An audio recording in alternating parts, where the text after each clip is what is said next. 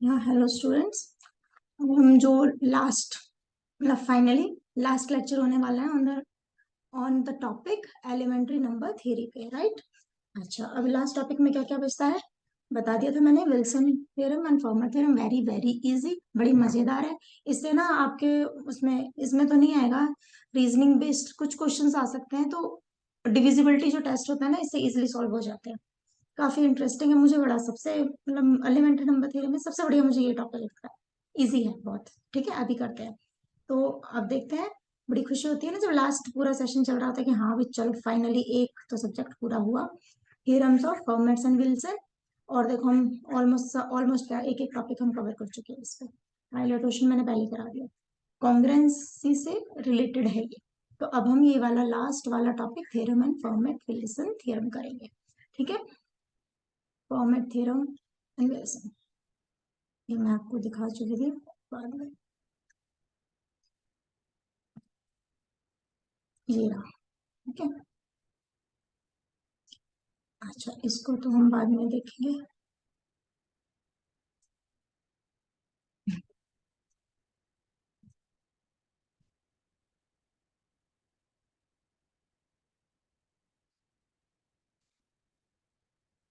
देखो, सबसे पहले ना फॉर्मेट नहीं, आयलर फॉर्मेट आया था। फॉर्मेट थ्योरम आई थी, यानी कि इनके दोनों ने कोलैबोरेशन से एक थ्योरम बनी थी हमारे पास, this five. This is a result. फिर बाद में यही रिजल्ट प्राइम नंबर पे शिफ्ट हो गया।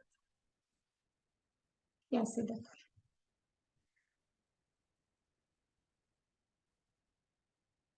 एक सेकंड। फाइव एन मैं आपको थोड़ा रिमाइंड करा देती हूँ, नहीं याद तो। फाइव एन क्या होता है, सोचो। Five n number of divisors जो हमने किए थे प्राइम के केस में। If this is prime, the number of divisor p minus one. यहाँ पे मान लो कोई स्क्वायर नंबर है, तो नंबर ऑफ डिवाइजर कितने हो जाएंगे, n इंटू फाइव एन। और यहाँ पे टू स्क्वायर है, तो टू स्क्वायर माइनस टू भी, यानी इससे एक कम कर सकते हैं, यानी कि p पार k है यहाँ पे। So we can write it as p power k। ऐसे कर लो या वन माइनस p कर लो, और p power k into p power k minus one कर लो, थोड़ा रिमाइंड हो जाएगा। फाइव ऑफ n कितना होता है आपके पास, यानी n कोई रिप्रेजेंटेशन है आपके पास, p power a1, p power a2 and so on n तक या r तक। तो यहाँ पे क्या होगा, वो नंबर, और यहाँ पे one minus P one, one minus P two, इस टाइप से चलता रहता है। ठीक है, ये वाला आपका फंक्शन होता है। तो आयलर थ्योरम कहती है भाई A is congruent to five modulo N, five N यहाँ पे मॉडलो एन होता है, यानी कि ये दोनों सेम होने चाहिए। जो यहाँ एन है तो यहाँ पे भी एन है, यानी कि कोई ऐसा कोई रिजल्ट मैं आपको लिखती हूँ, जैसे फाइव है यहाँ पे, this is congruent to, letter से कोई प्राइम नंबर ले लेते हैं, थ्री।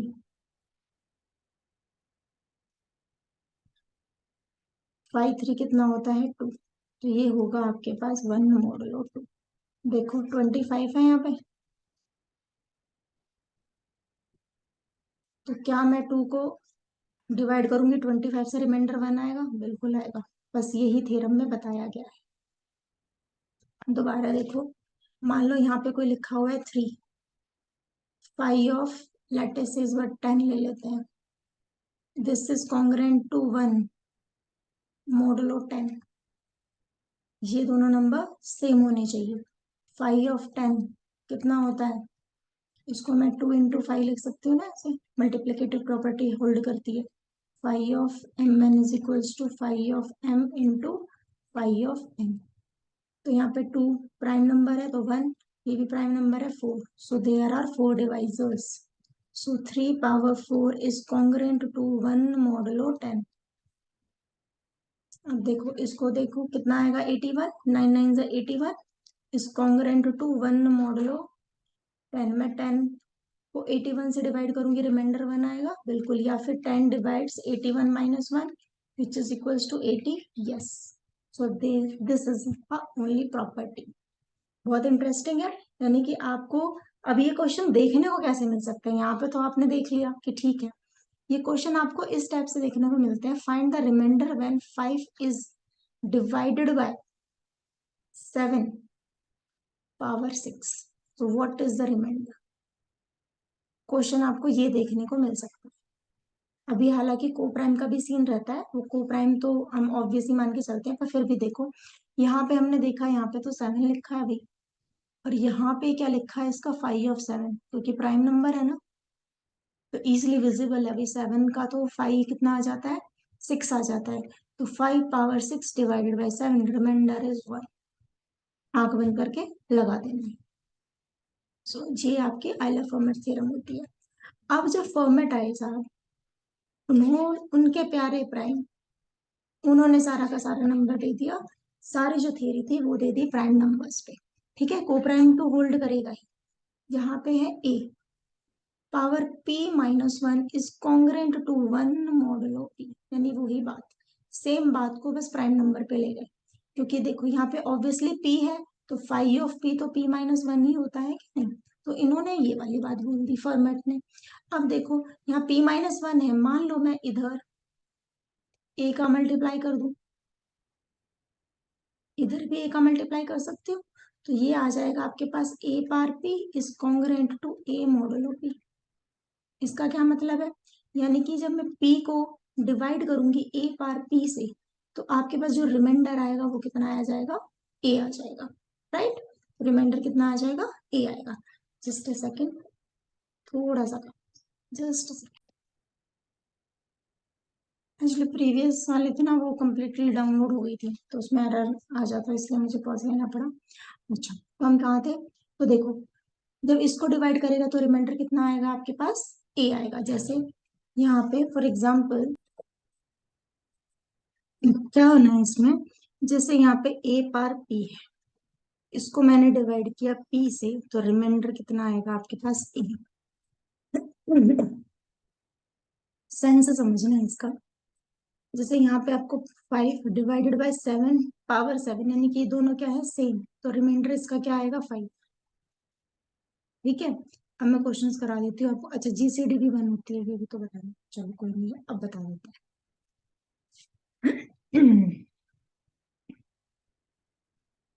आइलर फॉर्मेट थ्योरम, मैंने बोला ना अपना को प्राइम की कंडीशन तो रहनी है। A is any integer and n is positive integer such that GCD is 1, then A is congruent to 1 modulo n, यानी कि इन दोनों की जीसीडी कितनी रहनी है, 1, तो रिमाइंडर भी हमारे पास कितना आ जाएगा, 1। ये थी Euler formats theorem. For example यहाँ पे मैंने कुछ एग्जांपल्स ले लिए, पहले जो आइलर का लिया वो बता देती हूँ। चलो ये करा,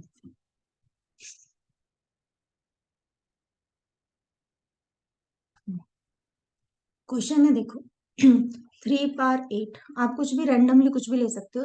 जैसे यहाँ पे 3 8 है, इसके ऊपर पावर मैंने ली 4, इसका रिमाइंडर बताना है मैंने। अब देखो ये तो आपको डायरेक्ट गैस करने से तो नहीं आ सकता, लेकिन हमारे माइंड में एक चीज हो सकती है। सबसे पहले देखो क्या ये दोनों को प्राइम है, एग्जाम में आ जाता है इस टाइप के, what is the remainder when this is divided by 8। ठीक है, तो सबसे पहले देखा जैसे ही ये को प्राइम हुए, को प्राइम नहीं हुए तो लेंदी मेथड है, मान लो जैसे ये दोनों को प्राइम हुए, तो हमने देखा क्या ये वाला नंबर इसका 5 लिखा हुआ है क्या, 5 of 8 क्या होता है आपके पास, 2 पावर क्यूब। 2 पावर क्यूब कैसे लिखते हैं, इसमें से एक घटाया, 8 - 4 दैट इज 4, यस एब्सोल्युटली। तो यहाँ पे लिखा हुआ है 3, इसका 5 लिखा हुआ है ये, सो रिमाइंडर हमेशा कितना बचेगा, 1 बाय आइलर फॉर्मेट्स थ्योरम से। राइट, ये मैंने पूरा लिख दिया होगा यहाँ पे, सब यही है। रिमाइंडर कितना आ गया, 1। यहाँ पे एक और एग्जांपल 18 और 7, ये देखा है इनका जीसीडी कितना आ रहा है, 1। ये बीइंग अ प्राइम नंबर, यहाँ पे इसका 5 लिखा हुआ है, तो बिल्कुल ये भी ठीक है, तो इसका आंसर कितना आ जाएगा आपके पास, 1। यही बताती है हमारी Euler formats theorem.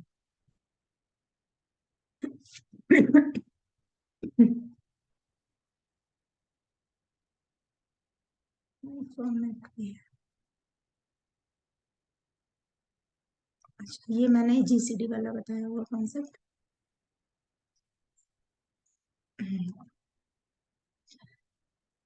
A equals to मैंने 2 लिया है, एन इक्वल्स टू 3 लिया है, तो जीसीडी क्या है इन दोनों के? 1। सबसे पहले यही चेक करना है। फिर ये वाला जो कॉन्ग्रेंट है, ये वाली चीज मैंने अप्रूव की है, क्या ये ठीक है या नहीं, तो मैं अपने तरीके से इसको बता देती हूँ, छोड़ो। यहाँ पे मान लो कोई स्टेटमेंट लिखी हुई है, 2² इज कॉन्ग्रेंट टू 1 मॉडुलो 3। मान लो मैं इसको इनडायरेक्ट वे में देखूं, तो ये क्या लिखा हुआ है हमारे पास? 4 है, इज कॉन्ग्रेंट टू 1 मॉडुलो 3। यानी कि मैंने जब 3 डिवाइड्स 4 - 1 किया तो ये कंप्लीट हमारा ट्रू आ रहा है सेंस।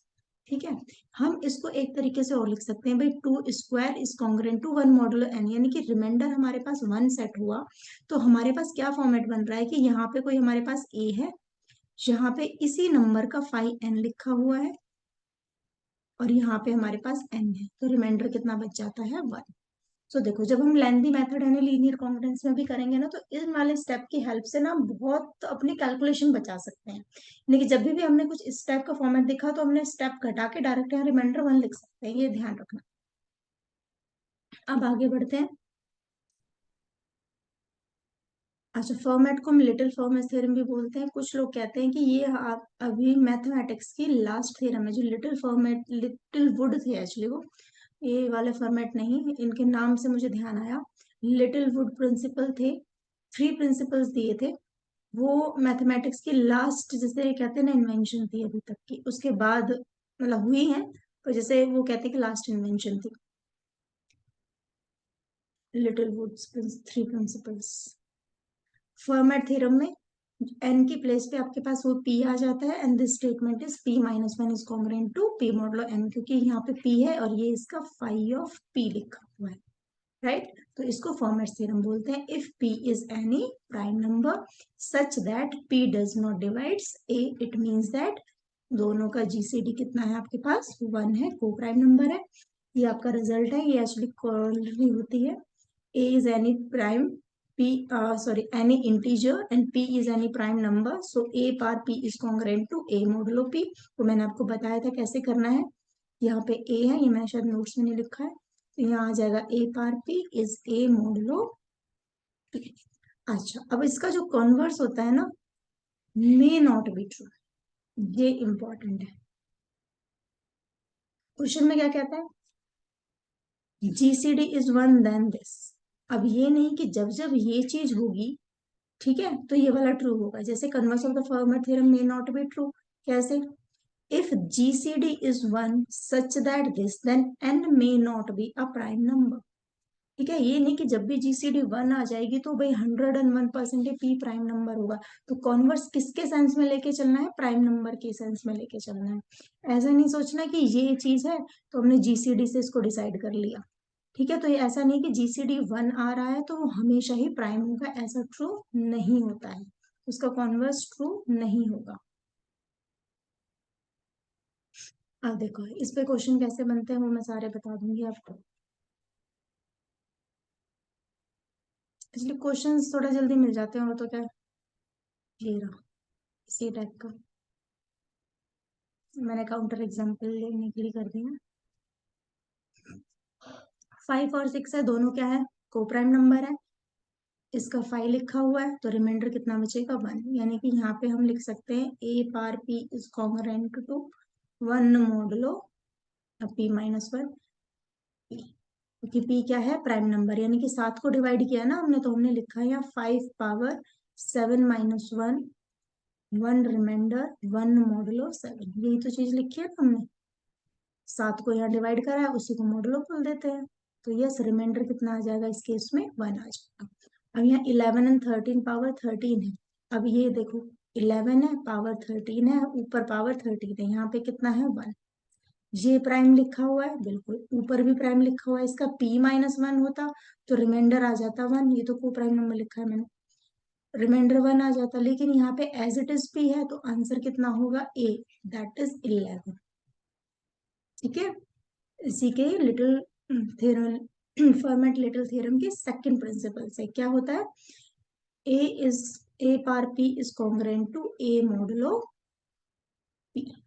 ठीक है, तो देखो हमने क्या किया, दोबारा से देख लो। 11 है, यहाँ पे एक प्राइम नंबर लिखा, नीचे भी एक प्राइम नंबर लिखा जो दोनों, ये वाले दोनों क्या है, सेम। तो रिमाइंडर कितना आना चाहिए, ए कौन सा, ये वाला, और इनका जीसीडी तो 1 होना ही चाहिए। तो रिमाइंडर इस केस में क्या आ जाएगा आपके पास, 11। यहाँ पे भी 5 एंड 7 है, जीसीडी हो गया 1, ये एज इट इज लिखा हुआ है। तो रिमाइंडर कितना आ गया आपके पास, यहाँ पे को प्राइम नंबर है, देन को प्राइम रिमाइंडर इज 5 आएगा। ठीक है, ए आएगा ना इसलिए। अब ये देखो क्वेश्चन, इस टाइप के क्वेश्चन देखे होंगे ना एंट्रेंस में। 6 this is divisible by which number. So देखो ये बिल्कुल इजी सा पैटर्न है, यहाँ पे लिखा हुआ है आपके पास 6 raise to the power 52 minus का 1 डिवाइडेड बाय 53, ये लिखा हुआ है। यहाँ पे क्या है, प्राइम नंबर, यहाँ पे p-1 लिखा हुआ है, एंड 6 एंड 53 दोनों क्या है आपके पास, को प्राइम नंबर है, बिल्कुल है। p-1 है, रिमाइंडर कितना आना चाहिए, 1 आना चाहिए। इसको हम कॉन्ग्रेंस की हेल्प से भी सॉल्व कर सकते हैं।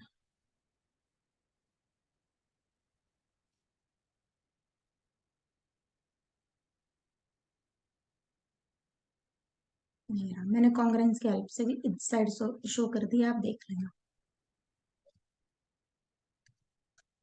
p1 ए पर p-1, यहाँ पे मैंने पावर वगैरह लगा के, आप देख लेना इसको, शॉर्टकट मैंने आपको बता दिया।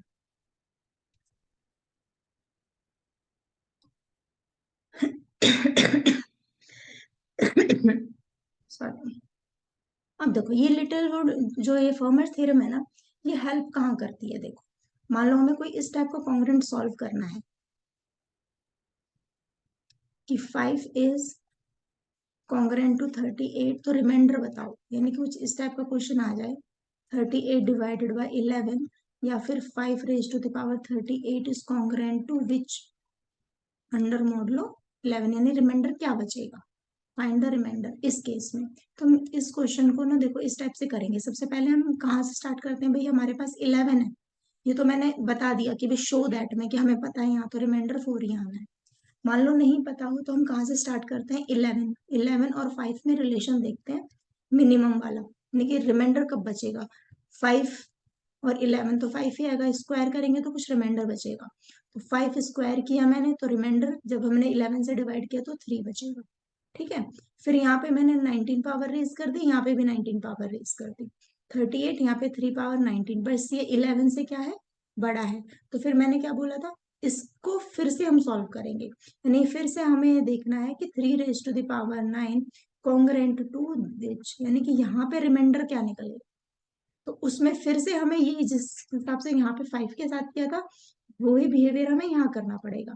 तो हमने सबसे पहले देखा भाई 81 को मैं 11 से डिवाइड करूँ तो 4 आएगा। ठीक है, तो काफी सारे लंबे स्टेप हमें करने पड़ जाते हैं। फिर यहाँ पे फिर से इसकी पावर रेज करनी पड़ेगी, फिर उसको डिवीजन करो, यानी कि करते ही जाना है। आप देखोगे ना क्वेश्चन को, सो काफी लेंदी बचेगा। देखो ये सारा ये जो पोर्शन है ये पूरा का पूरा हमें करना पड़ेगा, लेकिन हमें मान लो ये रिजल्ट पता है तो हम कहाँ पे इसको अवॉइड कर सकते हैं वो देखना है। ठीक है, लेंदी प्रोसेस है, आप एक बार करके देख लेना इसको, आपको आपकी थोड़ी प्रैक्टिस हो जाएगी। यहाँ पे है 5 raise to the power 38, same question. हमने देखा भाई इनका जीसीडी कितना है, 1 आ रहा है, तो फॉर्मेट थ्योरम शायद एप्लीकेबल हो जाए, शायद क्या पक्का हो जाएगी।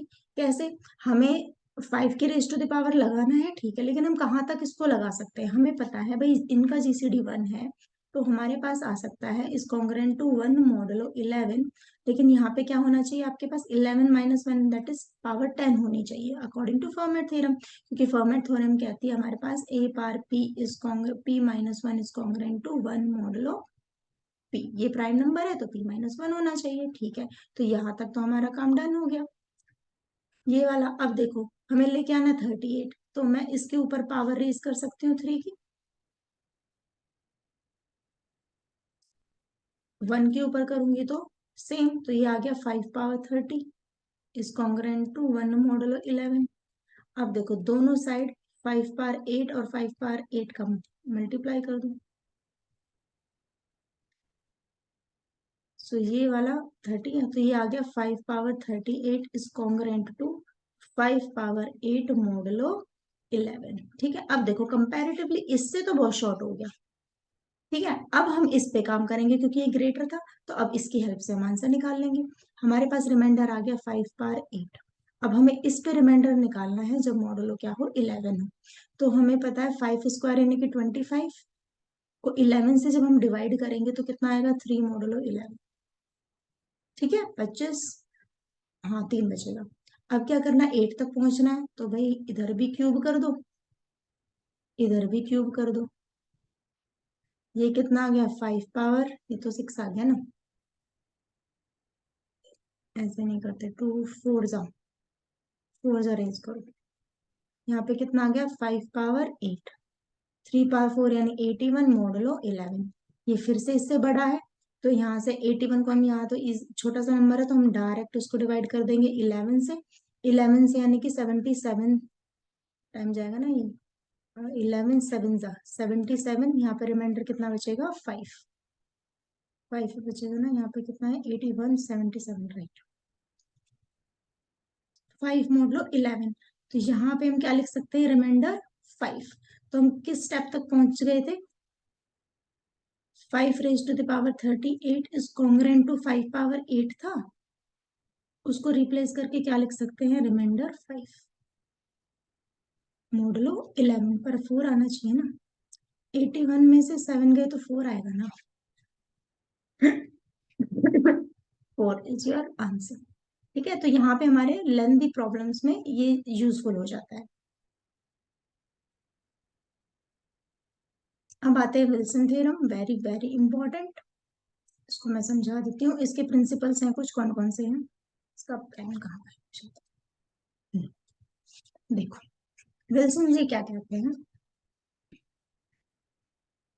यहाँ पे हमारे पास सपोज है 3 फैक्टोरियल, 3 भी नहीं लो, यहाँ पे लो आप 4 फैक्टोरियल इस कॉन्ग्रेंट टू -1 मॉडुलो इसका एक कम 3।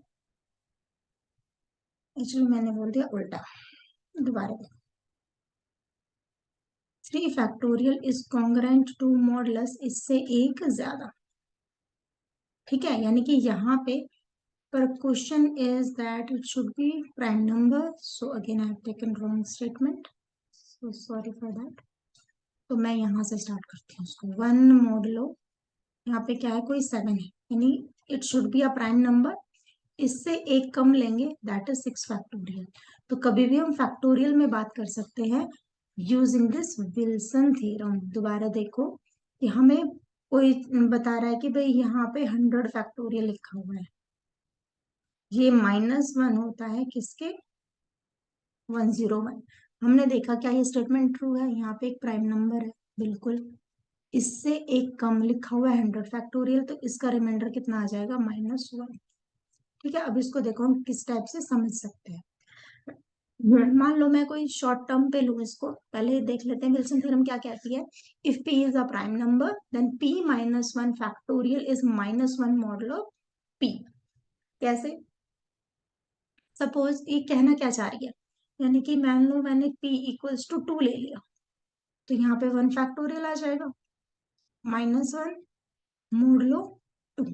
तो क्या ये स्टेटमेंट ट्रू है, 1 is congruent to minus modulo 2। 2 divides 1 minus of -1, 2 divides 2, बिल्कुल ट्रू है। ठीक है, इसका ये मतलब है, आप कोई और प्राइम नंबर लो, लेट अस से p इज इक्वल्स टू 5 ले लो, तो यहाँ पे एक माइनस करेंगे, -1 मॉडुलो 5। 4 फैक्टोरियल कितना होता है, 24। क्या 5 डिवाइड करेगा 24 माइनस ऑफ -1 को, बिल्कुल करेगा। ठीक है, so this is the Wilson theorem. अब यहीं पे नहीं रुकता, अब कहते हैं कि भाई यहाँ पे p-2 हो तो क्या हो जाएगा, p-2 होगा तो ये 1 हो जाएगा। p-3 फैक्टोरियल होगा तो this is congruent to p-1 divided by 2 modulo p। 4 पे आएगा, 4 पे आएगा तो आउट ऑफ सिलेबस हो जाएगा। ठीक है, तो आपको सिर्फ ये 3 लर्न करनी है। ठीक है, p-2 तो 1 लगा देना है, p-3 p-1 मॉडुलो 2 लगा देना है। तो फैक्टोरियल का जैसे ही आपने कॉन्ग्रुएंस में रिलेशन देखा, फैक्टोरियल मतलब विल्सन। विल्सन ने किस पे बात की भाई, रिमाइंडर या तो -1 आएगा या 1 आएगा या फिर p-1 डिवाइडेड बाय 2 आएगा। ये किस केस में आएगा, मॉडलो सभी में ही आपका p लगेगा। ये वाला p-1 फैक्टोरियल, ये वाला p-2 फैक्टोरियल, यानी कि जब प्राइम नंबर से 2 कम हो फैक्टोरियल, ये जब 3 कम हो फैक्टोरियल। ठीक है, यहाँ पे देखो 1 2 3 3 टर्म है ना, तो ऐसे याद कर लोगे, यहाँ p-3 फैक्टोरियल वाला टर्म है। तो अब ये क्वेश्चन किस हिसाब से पूछे जा सकते हैं, कोई भी प्राइम नंबर से स्टार्ट कर दो, यहाँ पे मोड़ लो, लेटर से 53 है, यहाँ पे लिखा हुआ है 50 फैक्टोरियल, तो ये आंसर पूछ रहा है कि भाई आंसर क्या होगा।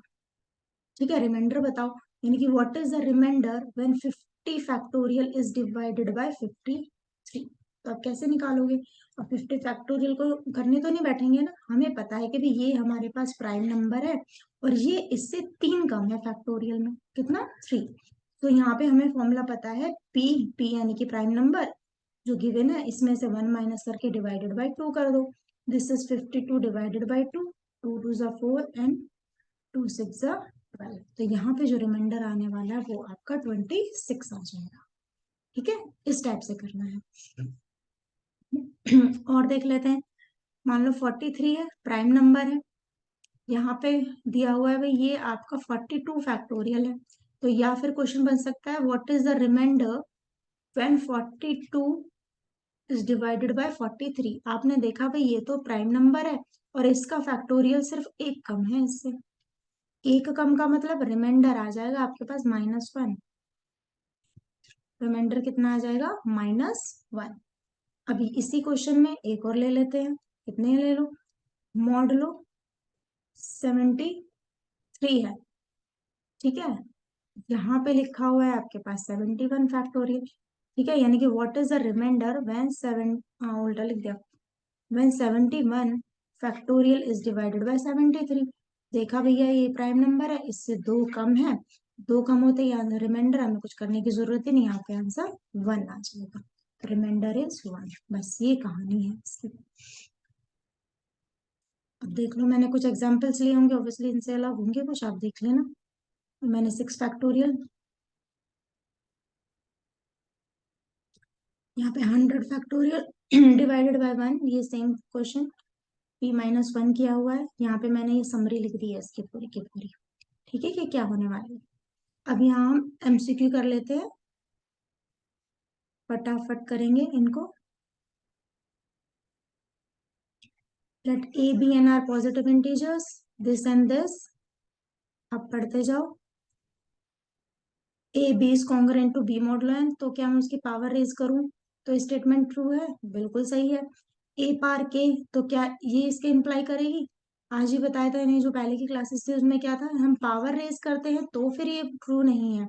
शायद हमने 3 कॉन्ग्रुएंट टू 2 स्क्वायर वाला कुछ एग्जाम्पल किया होगा, या 5 square is congruent to 4 square modulo 9 वाला किया होगा।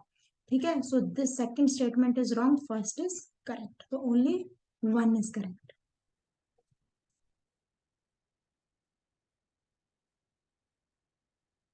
आगे क्यों चाहते हैं,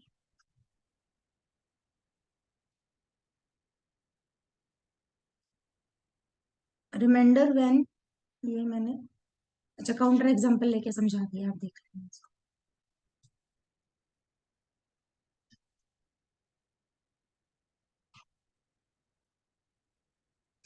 reminder when this is divided by this, straightforward question है, या फिर क्वेश्चन इस टाइप से भी आ सकता है, इज कॉन्ग्रुएंट टू, यहाँ पे कुछ एक्स दे देंगे या कोई भी अननोन लिख देंगे, लेटर से कोई के है, मॉडुलो 7, तो आपको वैल्यू फाइंड आउट करनी है।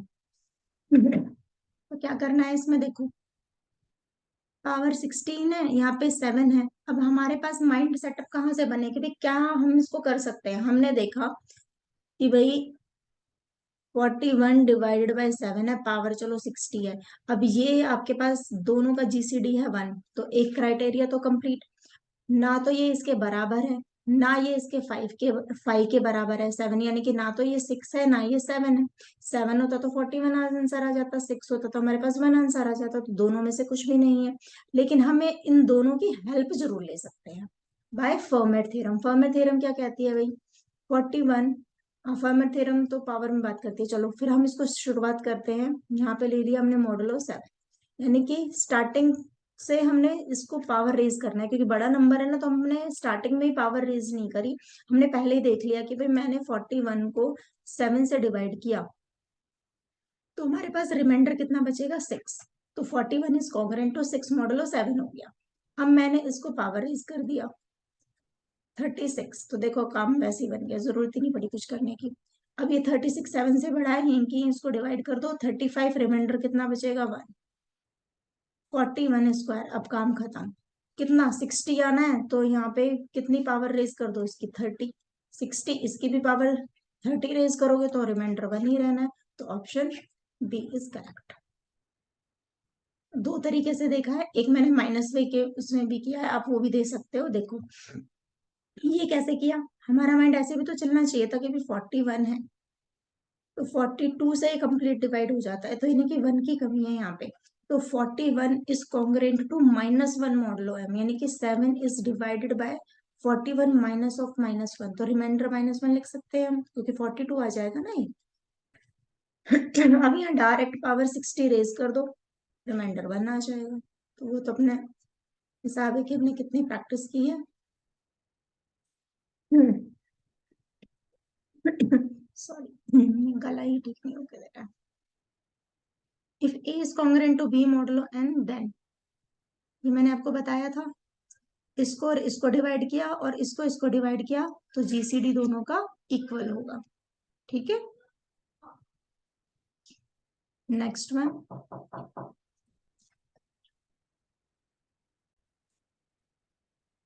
अब देखो ये जो क्वेश्चंस है ना, ये आपको मैंने करवा रखे हैं सारे, आपने, आप लेक्चर देखोगे ना, आपको सारे आ जाएंगे ये पता नहीं। सो जो इम्पोर्टेंट होंगे ना वो मैं करा देती हूँ, आप देखना, फिर भी कोई डाउट हो तो फिर आप मुझे मैसेज कर देना कि सारे क्वेश्चन देखो ये इजी वाले हैं। यहाँ पे जीसीडी पूछा हुआ है, तो ये मैंने सब करवाया हुआ है, आप देखना, ठीक है, नहीं आया तो कोई पूछ लेना। ये सारा मैंने जिनमें एक्सप्लेनेशन की जरूरत है एक्सप्लेन कर दिया। अच्छा ये वाला 9 है, ये वाला स्टेटमेंट देख लो, ये वाला इंपॉर्टेंट है, ये उसमें अपने नोट में भी ऐड कर देना जहां मैंने कराया था। लीनियर कॉन्ग्रुएंस मान लो 2 दिए हुए, सिस्टम ऑफ इक्वेशन में दिया हुआ हो आपके पास, जैसे यहाँ पे A X plus B Y is equals to R modulo N दिया हुआ है, यहाँ पे C X plus D Y is equals to some S modulo N दिया हुआ है अंडर मॉडुलो एन।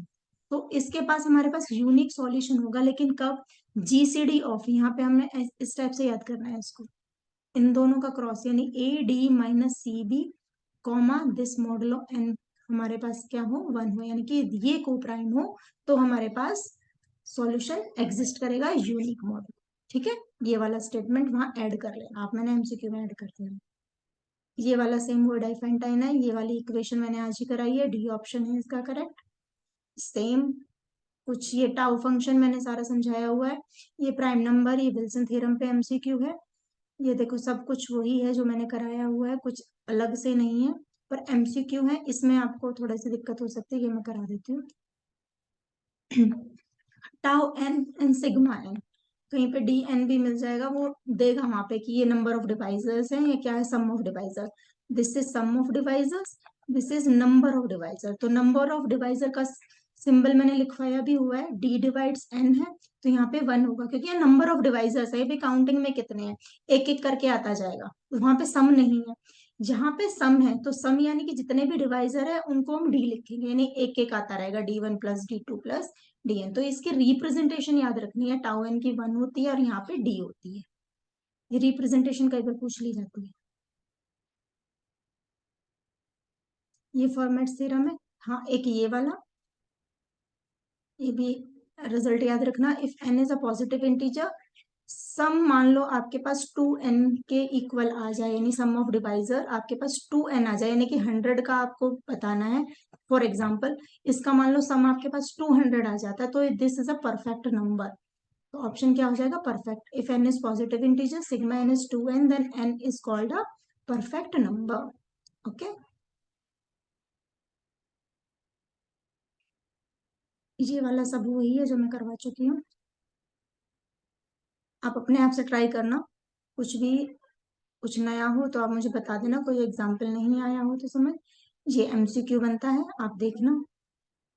ठीक है, 51 क्वेश्चन मैंने ऐड किया है, कुछ नहीं आया तो मैं बार बार कह रही हूँ, मुझे बता देना, आप उसको कहना।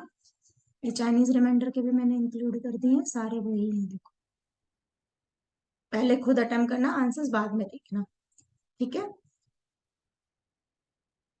ओके, चलो इस क्लास के लिए इतना ही। एंड कॉन्ग्रेचुलेशन, आपके एलिमेंट्री नंबर थ्योरी फाइनली हमने वाइंड अप कर दी है, खत्म कर दी है। और कुछ भी प्रॉब्लम हो, बार बार मैं यही कहूंगी, आप मुझे व्हाट्सअप कीजिए, व्हाट्सअप नहीं टेलीग्राम कीजिए, जो भी हो वो बताना मेरे को, कोई भी प्रॉब्लम हो तो। ठीक है, और अपनी 12th लेवल की प्रिपरेशन भी करते रहिए, आर डी शर्मा उठाओ और लग जाओ। डेली के 100 से 150 क्वेश्चन रोज लगाओ। ठीक है, okay, bye bye and take care. ये वीडियो जल्दी अपलोड हो जाएगी आपके लिए।